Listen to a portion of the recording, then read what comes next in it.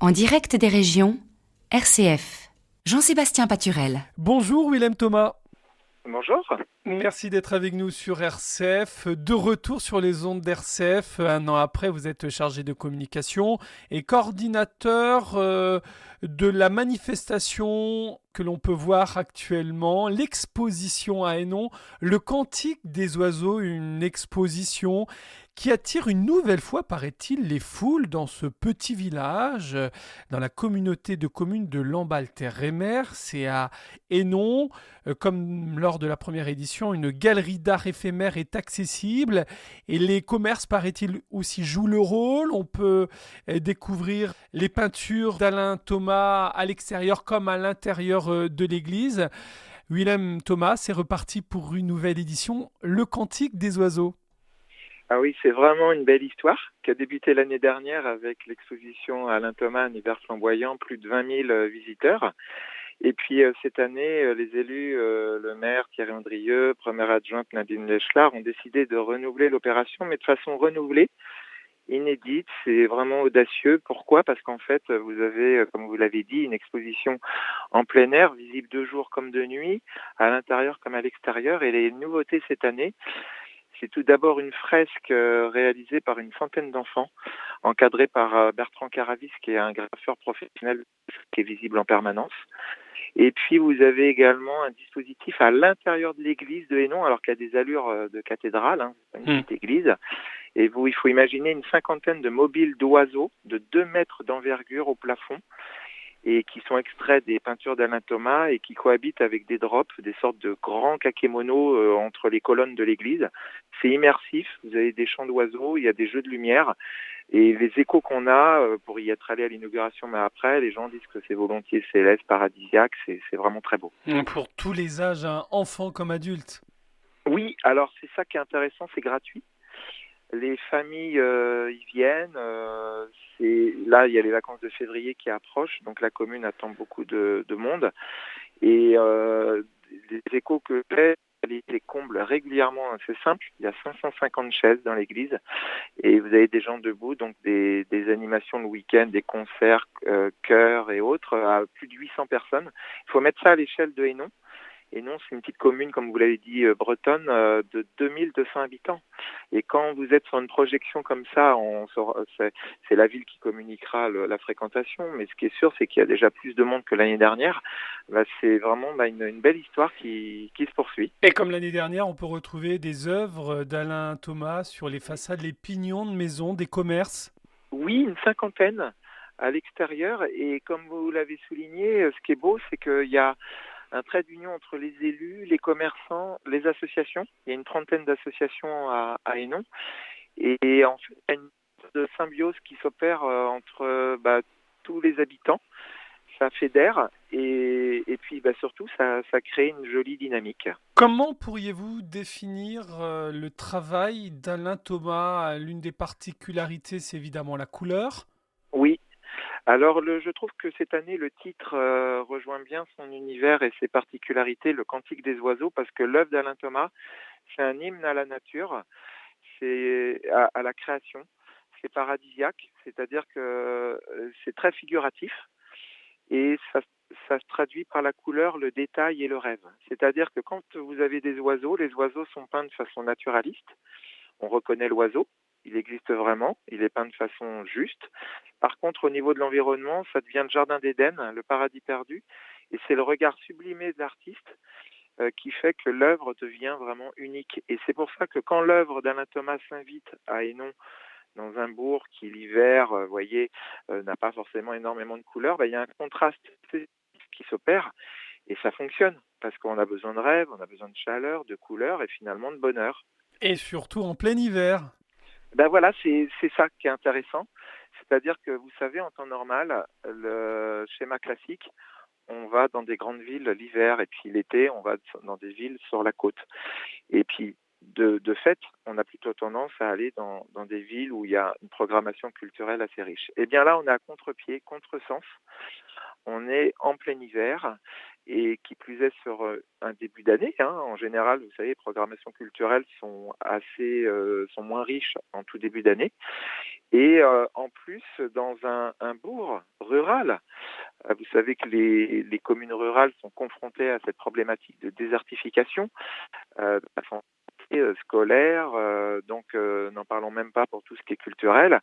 Eh bien, là, si vous voulez, ça montre qu'avec de la volonté, d'une synergie entre toutes les parties, eh bien, ça fonctionne et ça fonctionne. C'est une respiration normale. Quand on va à Hénon, eh bien, finalement, ce qui paraît étonnant de l'extérieur quand on en parle, ça devient normal quand on le voit. C'est ce qui a fait revenir Alain Thomas, parce que Alain Thomas, c'est un artiste qui a fait le tour du monde, hein, vous me dites, Oui, oui, si je me trompe, qui a exposé à Paris, qui a oui. exposé à New York, à Chicago, à Tokyo, à Séoul, et c'est bien de dire, et aussi à Hénon. Qu'est-ce qui l'a fait revenir? C'est la campagne, c'est ce qui s'est déroulé l'année dernière? C'est ça qui est amusant parce que là, vous voyez, on était en Belgique. Là, en ce moment, il y a une exposition à Séoul. On va à Versailles en fin d'année. Et en fait, ce qui l'a fait revenir, c'est la relation humaine. Il y a la chaleur qui se traduit dans les œuvres, mais c'est aussi cette connexion avec les habitants de ce territoire, avec les élus. L'accueil a été merveilleux. Et vous savez, les belles histoires, c'est celles qui sont nourries. Il y a cette partie visible qui est évidente de l'exposition, et il y a cette partie invisible qui nourrit ce visible, c'est ce supplément d'âme et ce plaisir qui fait qu'il a envie de revenir. Moi, à titre personnel aussi, je reviens volontiers et toutes les parties concernées reviennent volontiers. Imaginez, on n'est pas venu poser des œuvres pour poser des œuvres. C'est le croisement artistique d'un artiste designer, Stéphane Filippo, avec l'artiste dont on a choisi les œuvres à l'origine, Alain Thomas. Et Stéphane Filippo, de cette agence qu'on a missionnée, traduit l'univers d'Alain Thomas pour que cet univers épouse le territoire. C'est-à-dire qu'on valorise le patrimoine de Hénon, c'est-à-dire en l'occurrence l'île, mais aussi son environnement. Et donc il y a un dialogue qui s'installe entre l'œuvre et le territoire qui l'accueille. Vous voyez, ça, on est très attaché à cet aspect unique, singulier de l'exposition. Il y a beaucoup d'expositions en plein air qui se font, mais nous, notre approche, elle se veut être dans l'excellence. C'est gratuit, mais c'est de qualité, et surtout, c'est en écho au territoire de Hénon et puis à leurs habitants et à leurs élus. J'aurais envie de dire, mais à quand la place Alain Thomas à Hénon? Alors, vous savez, moi j'ai parlé d'un miracle culturel à Hénon, parce que c'est un fait, il faut le voir pour le croire. Et Jean-Sébastien, je crois il n'est pas impossible que ce que vous avez dit est prophétique, entre guillemets. En tout cas, l'idée vient pas de moi, mais D'accord. c'est une idée qui n'est pas impossible, parce que c'est une belle histoire qui se poursuit pour une deuxième édition, mais il n'est pas impossible qu'il y ait une troisième édition et de belles surprises.